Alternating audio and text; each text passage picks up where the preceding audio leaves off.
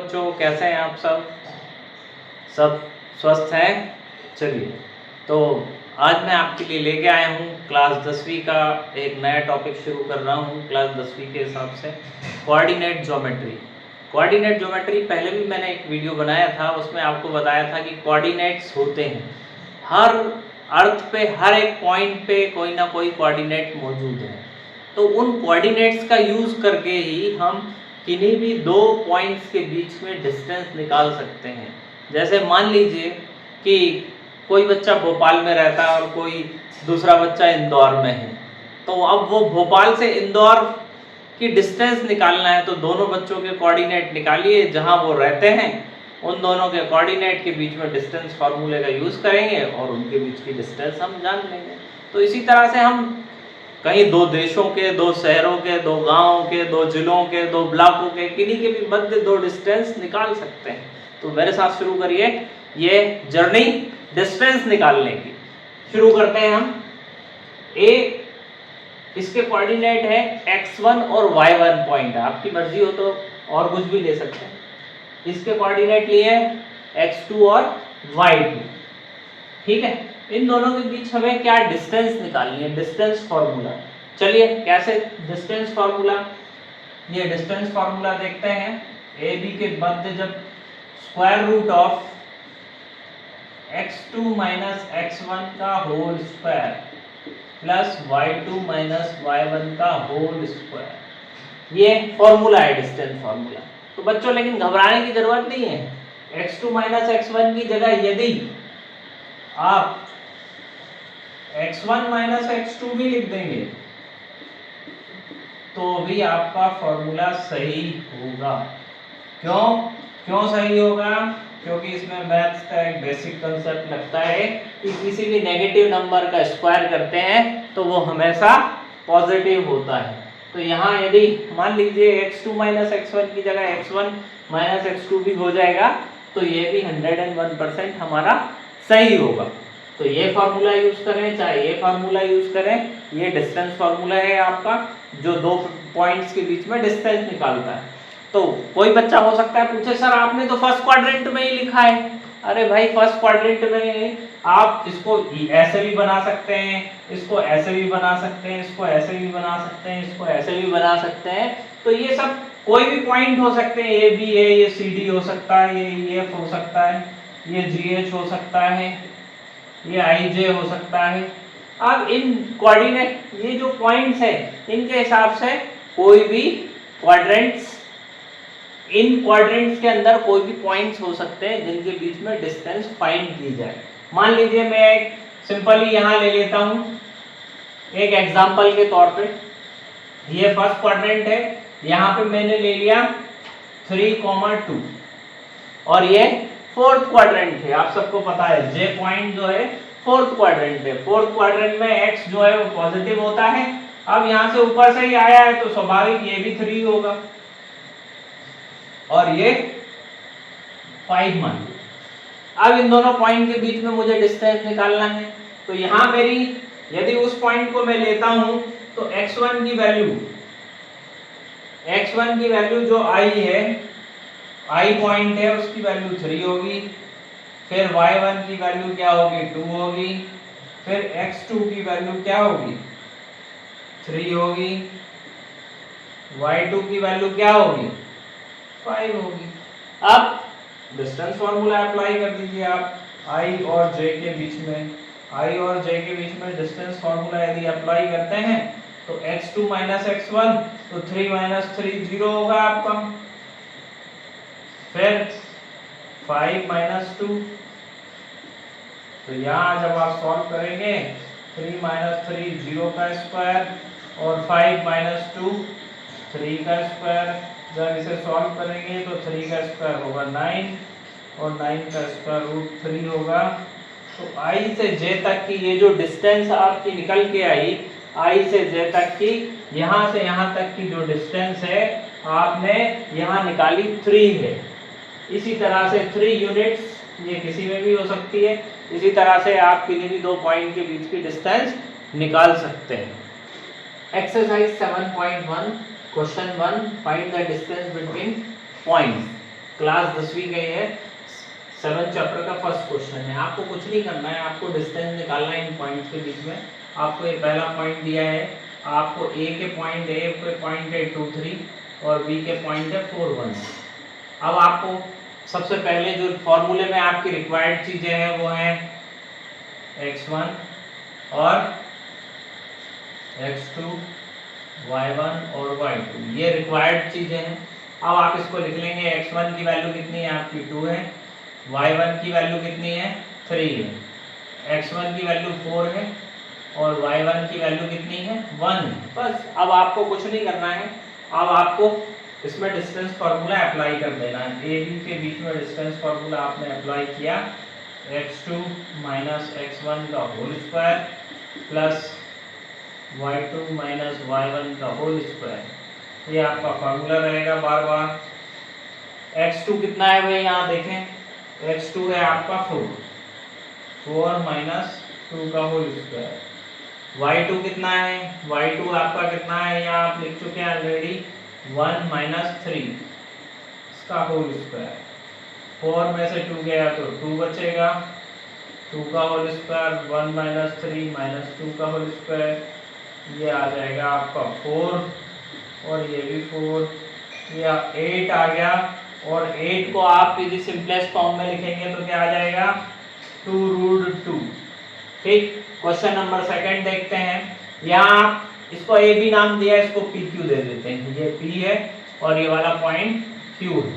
अब यहाँ आपने x1 और y1 की वैल्यू लिख लेते हैं, x1 की वैल्यू -5, y1 की वैल्यू 7, x2 की वैल्यू -1 और y2 की वैल्यू 3। फॉर्मूला आपका यहाँ से यही रहेगा सेम। अब आपको कुछ नहीं सोचना है ज़्यादा, ये P Q formula same, x2 minus x1, इसमें से आपको इसको माइनस, तो ये x2 ये माइनस और माइनस का 5। थोड़ा सा जब भी माइनस आए तो आप ध्यान दीजिएगा ब्रैकेट लगाने में, अन्यथा गलती होने के ज़्यादा चांसेस होते हैं, क्योंकि यदि दोनों नेगेटिव क्वांटिटी है तो 3y2 माइनस 7 होल स्क्वायर करेंगे, यहाँ -1 प्लस 5, 3 माइनस 7 दैट मीन्स -4। बड़ी डिजिट आपकी नेगेटिव है इसलिए कोई बात नहीं, 5 में से 1 गया तो ये भी 4 का स्क्वायर और ये -4 का स्क्वायर, 4 का स्क्वायर होता है 16 और 16 2 टाइम्स हो गया तो ये 32 हो जाएगा। 32 को जब सिंपलेस्ट फॉर्म में लिखेंगे तो क्या 4 बाहर आ जाएगा और √2 अंदर हो जाएगा। कैसे लिखते हैं 32 को, ये होता है 2 की पावर 5 और 2 की पावर 4 अंदर रह जाता है और 2 की पावर 4 इंटू 2, ठीक है। 2 की पावर 4 में से आपका ये 2 अंदर रह जाएगा और 2 की पावर 2 बाहर आ जाएगी और ये अंदर रह जाएगा। इसी तरह ये 4√2 आपका आंसर हो जाएगा। आई होप क्लियर हो रहा होगा आपको। इसके बाद अगला चलते हैं, तो ये पी क्यू हमारा आ गया 4√2। नेक्स्ट देखते हैं, इसको मान लेते हैं m और n, इस पॉइंट को हमने m ले लिया, इसको हम n ले लेते हैं। तो हमको m n डिस्टेंस निकालनी है, तो यहाँ लिखा हमने x1 y1 और यहाँ x2 y2। x1 की वैल्यू a है, y1 की वैल्यू b है, x2 की वैल्यू क्या है, x2 की वैल्यू है आपकी -a, y2 की वैल्यू -b। फार्मूला लगाते हैं एम एन के लिए। मैं डिफरेंट नेम्स इसलिए ले रहा हूँ ताकि आप कोई कंफ्यूजन आपके अंदर ना रहे, आपको हर चीज क्लियर हो। यहाँ x2 माइनस x1 का whole square plus y2 minus y1 का होल स्क्वायर। अब आप क्या करेंगे, वैल्यूज पुट अप कर देंगे और क्या करेंगे। x2 की वैल्यू कितनी है आपकी -a, x1 की वैल्यू भी a, दोनों माइनस हो गया, होल स्क्वायर हो गया और square root as it is हो गया, ठीक है। अब y2 की वैल्यू लेते हैं माइनस का b और y1 की वैल्यू है वो भी b, तो ये भी होल स्क्वायर हो गया। अब इसको सॉल्व करते हैं, -2a होल स्क्वायर, ये -2b होल स्क्वायर, ये हो गया 4a होल स्क्वायर, ये 4b होल स्क्वायर। अब इन दोनों में से 4 कॉमन निकाल देते हैं। 4 जब बाहर निकल जाएगा तो ये अंदर a square plus b square हो गया। 4 जब बाहर आया तो ये क्या हो जाएगा 2। आई होप ये आपको क्लियर हुआ होगा कि इन दोनों पॉइंट के बीच में डिस्टेंस कैसे निकाली। क्वेश्चन नंबर सेकंड है, इसमें दिया हुआ है टाउन ए और टाउन बी के बीच की डिस्टेंस निकालनी है। तो ये टाउन ए के कोऑर्डिनेट्स दिए हैं और ये टाउन बी के कोऑर्डिनेट्स दिए हैं। प्रिय साथियों, इसमें आप एक छोटी सी चीज सीख लें मुझसे। यहाँ 0 0 और मान लीजिए यहाँ ए और बी है। यदि इन दोनों पॉइंट के बीच में कभी भी डिस्टेंस निकालनी है तो आप सीधे सीधे डिस्टेंस फार्मूला जब लगाते हैं तो ये यहाँ पे a माइनस 0 होता है और यहाँ होता है b माइनस 0 होगा। तो ये a का होल स्क्वायर होता है और ये b का होल स्क्वायर होता है। तो जब भी आपको ये क्वेश्चन एमसीक्यू में पूछा जाएगा तो मैं यहाँ आपको ये शॉर्ट ट्रिक दे रहा हूँ।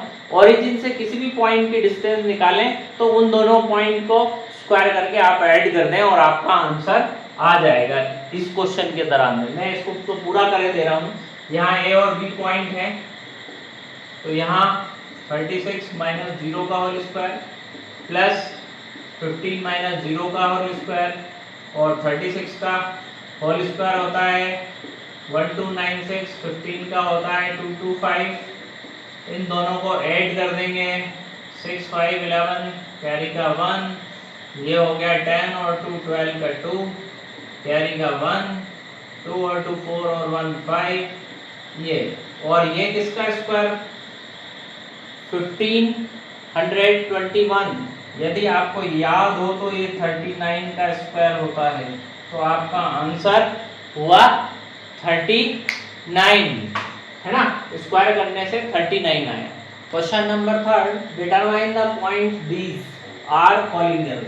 अब सबसे पहले हम कॉलिनियर क्या होता है पहले इस पर बात कर लेते हैं, क्योंकि कॉलिनियर ही नहीं पता होगा तो सवाल क्या सॉल्व करेंगे। क्यों भाई, कॉलिनियर क्या होता है? कॉलिनियर होता है जो एक लाइन में पॉइंट्स हो। कितने पॉइंट्स? 3 पॉइंट यहाँ दिए हैं तो वो एक लाइन में यदि है तो वो कॉलिनियर होंगे।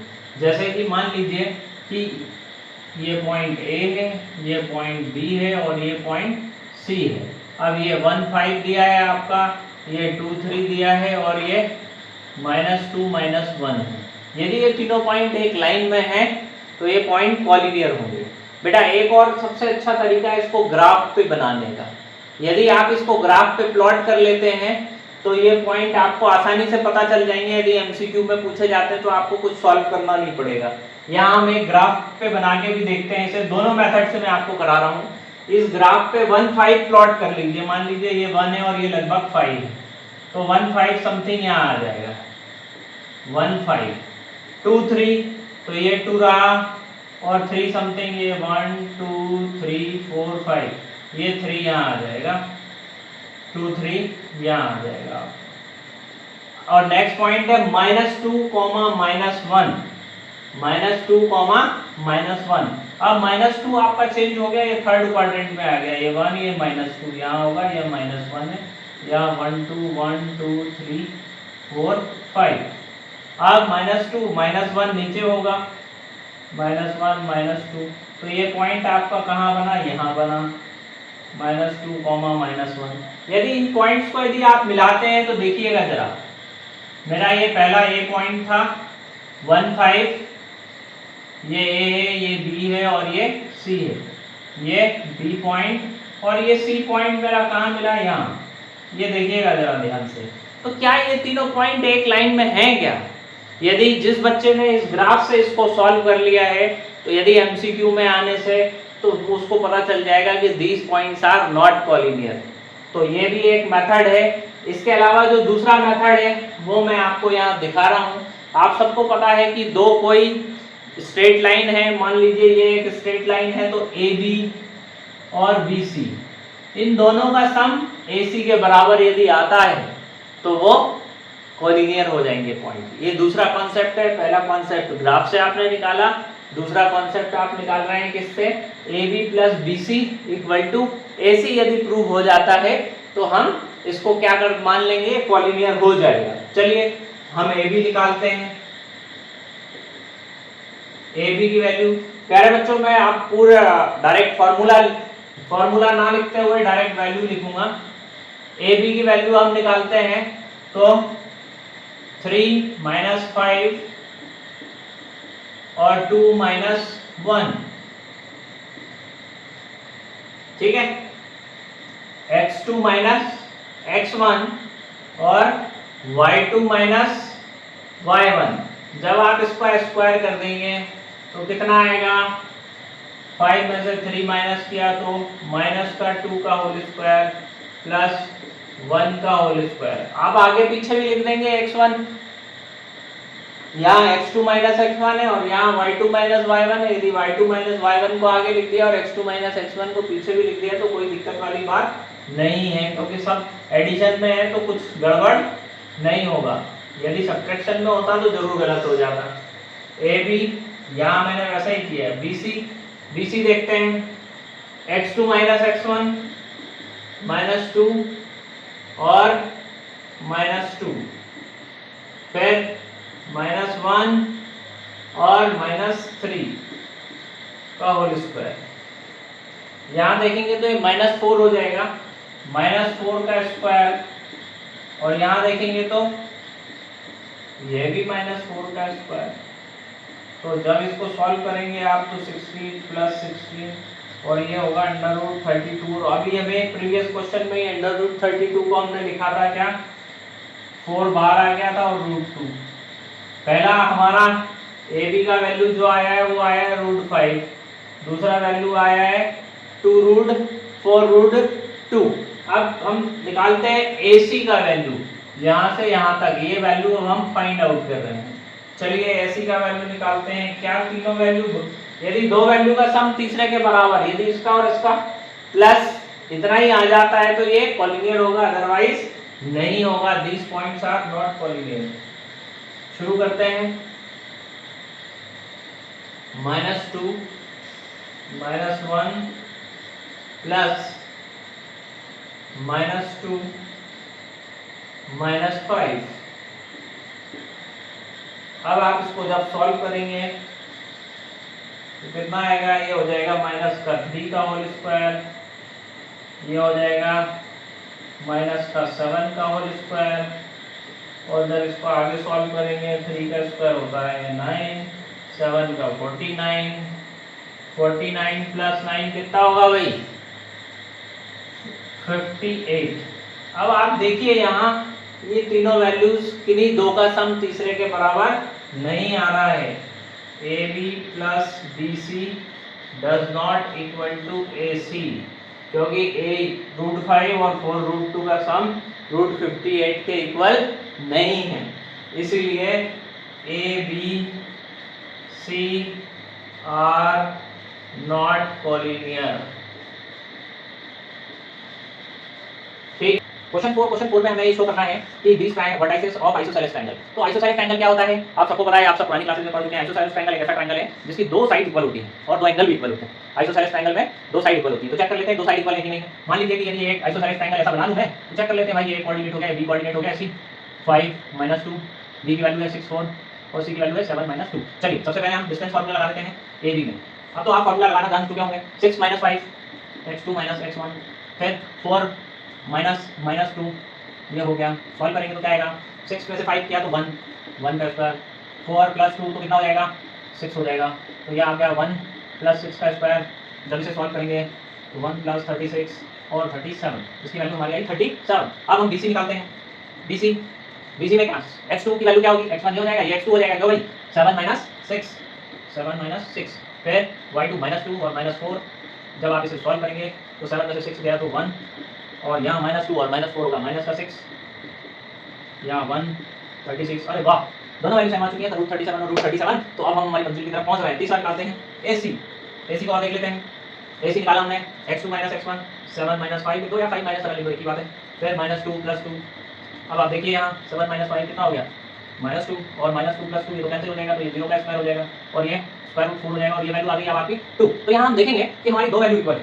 ए बी इक्वल टू हो गया बी सी, दोनों की वैल्यू रूट 37 आ रही है और does not equal to A C. ठीक है, so we can say triangle ABC is an isosceles triangle. ये प्रूव हो चुका है, प्रूव हो चुका है। क्या बच्चों, ये क्वेश्चन नंबर हमारा 5 है आपके एक्सरसाइज का, क्वेश्चन नंबर 5। ये case study, case based type का क्वेश्चन है। ये बड़ा अच्छा क्वेश्चन है, ये एग्जाम में भी आपसे पूछ लिया जाता है आजकल हमारे पेपर में। केस बेस्ड सीबीएसई ने अलाउ कर दिया, तो केस बेस्ड क्वेश्चन।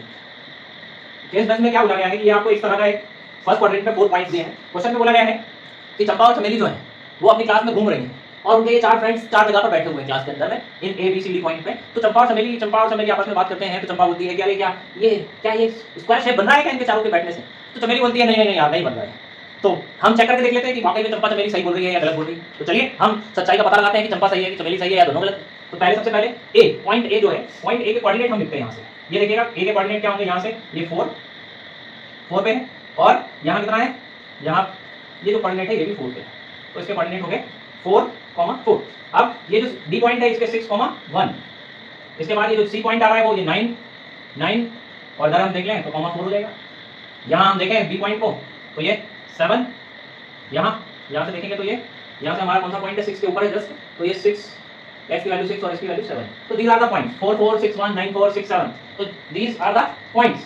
अच्छा, इसमें एक छोटा सा मुझसे मिस्टेक हो रहा है, ये पॉइंट यहाँ की जगह यहाँ है 3,4 अकॉर्डिंग टू बुक 3,4 6 7 9 4 और ये आपका हो रहा है 6 1। क्या आप ठीक हो गया। चलिए अब इसको चेक कर लेते हैं हम कि ये स्क्वायर है कि नहीं। तो आप पहले इसको मिला लीजिए, मिला के देखते हैं वैसे नॉर्मली हम ये स्क्वायर बन रहा है क्या। वैसे मैंने ये फिगर जो है रफ बनाया है पर लग तो रहा है थोड़ा पर देखते हैं चेक करके। सबसे पहले हम वैल्यू निकालते हैं ए बी सी डी और डी, है ना। चलिए ए बी की वैल्यू देखते हैं। ए बी की वैल्यू देखेंगे तो इन दोनों के बीच में डिस्टेंस फार्मूला लगा देंगे 6 - 3 का होल स्क्वायर प्लस 7 - 4 का होल स्क्वायर। अब जब इसको आप सॉल्व करेंगे तो 6 - 3 होगा 3 और 7 - 4 भी 3 होगा। और जब इसको भी सॉल्व करेंगे तो 9 + 9 आ जाएगा जो कि आपका होगा स्क्वायर रूट 18 और 18 का 3 बार आ जाएगा। तो ए बी की वैल्यू आ गई आपकी 3। अब बी सी की वैल्यू निकालते हैं। बी सी निकालते हैं तो 9 - 6 प्लस 4 - 7 होल स्क्वायर। अब आप इसको सॉल्व कर दीजिए। 9 में से 6 माइनस किया तो कितना बचा 3 बचा भाई। 4 - 7 अरे सर आप ही करिए ना, 7 में से 4 गया तो -3 बचा। अब इसको भी सॉल्व करेंगे तो क्या बचेगा, ये भी 9 + 9 हो जाएगा। तो 9 + 9 हो जाएगा तो ये भी 18 हो जाएगा। 18 हो जाएगा तो इसकी वैल्यू 3√2 आ जाएगी। दो साइड तो हमारी वाली साइड और ये वाली साइड तो इक्वल आ गई है। अब अगली दो साइड देख लेते हैं। बीसी के बाद हम चलते हैं सीडी। सीडी में देख लेते हैं 9 - 6 नेक्स्ट 4 - 1। 9 - 6 करेंगे तो 3 का स्क्वायर, ये भी 3 का स्क्वायर। अरे वाह, ये तो सब सेम आ रहे हैं भाई। तो ये भी सीडी कितना आ गया है, √18 आ गया है 3√2। अब लास्ट पॉइंट हमारा बच रहा है एडी। अब एडी को देखते हैं। एडी क्या है, एडी आप देख लीजिए 6 - 3। आप किसी में से किसी को माइनस कर दीजिए, उससे कुछ फर्क नहीं पड़ेगा। 1 - 4 क्योंकि ऊपर स्क्वायर लगा हुआ है। 6 - 3 3 का स्क्वायर, 1 - 4 -3 का स्क्वायर। इसको देखेंगे तो ये हो जाएगा 9 और 9 और ये हो गया √18। √18 के बाद आ जाएगा आपका 3√2। अब आप देखेंगे यहाँ आपने यहाँ देखिए 3√2 आया, यहाँ भी 3√2 आया, यहाँ भी 3√2 आया और यहाँ भी 3√2 आया। तो यहाँ आपकी चारों साइड की जो वैल्यू आ गई वो कैसी आ गई, इक्वल हो गया। A B equal to B C equal to C D plus D A, चारों इक्वल हो गई। अच्छा मुझे आप ये बताएं, क्या 4 साइड बराबर हो जाने से स्क्वायर हो जाता है क्या? भाई 4 साइड बराबर होने से तो रोम्बस भी हो जाता है, हो जाता नहीं हो जाता? तो इससे डाउट है तो रोम्बस भी हो सकता है सर ये तो। अरे भाई स्क्वायर भी हो सकता है, रोम्बस भी होता है, तो कंफ्यूजन क्यों रखना है। हम इसमें डायगोनल और निकाल के देख लेते हैं क्योंकि रोम्बस के तो डायगोनल इक्वल नहीं होते हैं। ये दोनों डायगोनल और निकाल लेते हैं। चलिए निकाल लेते हैं एसी और बीडी की वैल्यू। एसी की वैल्यू निकालते हैं, एसी 9 - 3। यदि ये भी इक्वल आ गए दोनों डायगोनल तो ये 100% स्क्वायर हो जाएगा। 4 - 4 यहाँ 9 में से 3 गया तो 6 का स्क्वायर और ये 0 का स्क्वायर। 6 का स्क्वायर 36 और ये डायगोनल आया आपका 6। दूसरा भी डायगोनल यहाँ देखें एसी और बीडी। बीडी की वैल्यू देखें तो 6 - 6 का होल स्क्वायर प्लस 7 - 1 का होल स्क्वायर। तो ये 0 का होल स्क्वायर प्लस 6 का होल स्क्वायर इक्वल टू 36 और 6। अब आपका एसी और बीडी भी इक्वल आ गया है। तो भाई वो डिसएग्री कर रही थी लेकिन ये स्क्वायर है। क्यों? क्योंकि इसमें सभी वैल्यूज इक्वल आ चुकी हैं, इसलिए ये स्क्वायर है। डायगोनल इक्वल है, चारों साइड भी इक्वल है, इसलिए ये स्क्वायर है। बच्चों इसमें चंपा कह रही थी कि भाई ये स्क्वायर है और चमेली डिसएग्री कर रही थी। तो भाई चंपा यहाँ पे करेक्ट है और चमेली रॉन्ग है।